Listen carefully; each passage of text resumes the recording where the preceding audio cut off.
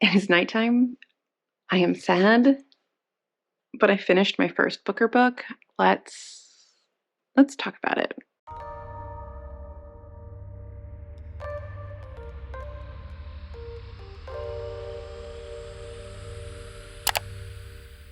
Hello, book friends. It's Alyssa. Welcome if you are new. Welcome back if you are not. Booker Book 1 is done. I would love to talk about it with you. And I'm sorry that for this book that I absolutely adored, I am not going to be as upbeat and animated as I would like to be. But if you saw my predictions video, you know we are grieving. Okay. This is not the first book that I started, but it's the first Booker book that I finished. All right. And it is The Old God's Time by Sebastian Barry, I believe is his name. And absolutely adored this book. Easy 5-star read. I love this, and we need to talk a little bit about this. And I hope this gets shortlisted. Easy on my shortlist bracket. It has to be there because this book was stellar. The writing is absolutely just talented, brilliant, incredible, amazing, show-stopping, spectacular, never the same, totally unique, completely not ever been done before, unafraid to reference or not reference, put it in a blender, shit on it, vomit on it, eat it, give birth to it. So good. The descriptions of Ireland and seasonally and life in Ireland and the feelings this man has for his family and the emotions. It is so beautifully done. But let's take a second to step back and talk about what the hell Old God's Time is. This is a story about a recently retired police officer named Thomas Kettle, and he has retired to this little annex off of a castle, like in a remote sort of area of Ireland, and he's sort of left in his little wicker chair to ponder his life and everything that has happened to him. And oh boy, has he had a life. And while he's doing all of this, he has some old colleagues from the police force come back into his life and make him revisit some things from his past that were particularly painful. This deals a lot with memory and abuse and the corruption within the church and government of Ireland, the damage that this abuse does generationally and how it doesn't just happen to the child, the way in which the institutions, both within the church and the police department, allowed things to occur for generations and harmed so many children. And that's all wrapped up in this very time fluid narrative where you never quite know what is real with Tom and what is perhaps a garbled memory or a ghost, literally or figuratively, from the past. What are trapped memories that he's releasing? Does he have dementia? I feel like there's a lot of time. I spent a lot of the time trying to figure out if he was alive or dead or demented or not, or what was going on with his brain the entire time.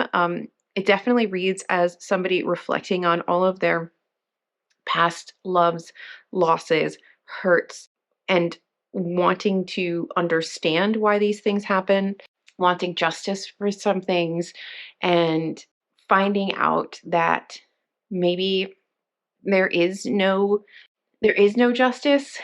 Like maybe sometimes trauma just there isn't much you can do other than to try to protect somebody else from it. And maybe even then you can only protect so much. Tom has what he reflects as a absolutely beautiful relationship with his late wife, June. Some of the ways that he speaks about her and his love for her are just absolutely gut-wrenchingly, they're like a Hosier song. Like they are so beautiful. But Tom didn't have to start loving her then. He already had started that, and he hadn't stopped. Not any word or vision of horror or intimation of violence and pain could stop it. The way that generational trauma just becomes insidious in this family and probably many others is just so heartbreaking. And the way that Tom finds purpose by becoming a voice for those that have no voice is inspiring. And I just thought it was so brilliantly done. The only thing that I really could give it critique on, if I'm honest with you, is that I feel like the actual ending, like, scene and penultimate scene are a little cheesy, but frankly, by that point in the book, I don't care. The scathing criticism on the church and the abuse that the church has inflicted on the bodies of children in particular, and of just young women and boys, is just, he doesn't hold back. He pulls no punches. It is just an absolute indictment on the corruption and depravity of many priests and how they've gotten away with it for a very long time. And I think for people that read Small Things Like These by Claire Keegan and wanted more, I think this is the more. I think if you wanted a grittier, harsher critique and look into the corruption within the church in Ireland, this is probably the book you want to read. I also do think that it may be confusing for some readers because time is so fluid in this book. He moves around so seamlessly throughout the narrative as Tom is remembering things and then jumping forwards and backwards in time. You never quite know where you are. Like, are you in the present? Are you in a past memory? At least at the start, it takes a little bit, and then you realize he has reflected back on something, or this thing that's happening now, is it happening now? We're not sure, but we think is present. That leads him to this other tangent. It's very like stream of consciousness in that way, where you're bouncing around, but it's not written in stream of consciousness, if that makes any sense. We are just kind of in Tom's brain, and Barry has packaged it into a cohesive narrative, but it does flow very stream of consciousness as Tom reflects on his life. I thought this was stellar. This better be shortlisted, which probably means it won't. And I don't know, I think this is going to be the one to beat for me, because I'm reading A Spell of Good Things right now and I'm not impressed. I started this other Eden. I'm not impressed. This is getting that slot. I don't think anything else is gonna. Oh, it's gonna be hard. I don't know what else could beat this. I think that this was absolute perfection. If you've read it, I'd love to know what you thought.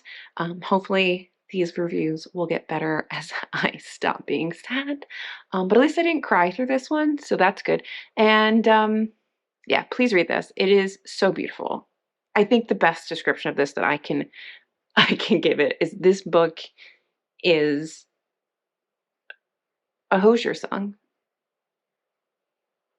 meets maybe Sinead O'Connor ripping up pictures of the Pope. Yeah, that's Old God's time. Read it. Love it. If you don't like it, I don't know what's wrong with you. Anyway, like and subscribe. I'll see you in my next video, whatever it may be, because it's my channel and I can do whatever I want. Cheers. So just sit with me, talking to the night until the morning, building chemistry. I don't think I ever wanna go come closer next to me, trying to find another way to say this.